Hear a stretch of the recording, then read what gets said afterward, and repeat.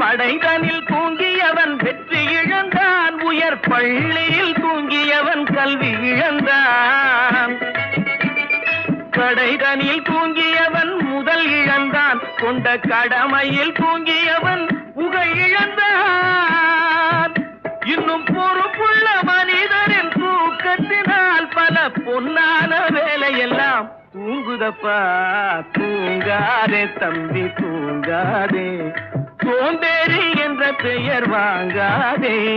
தூங்காதே தம்பி தூங்காதே, தம்பி தூங்காதே.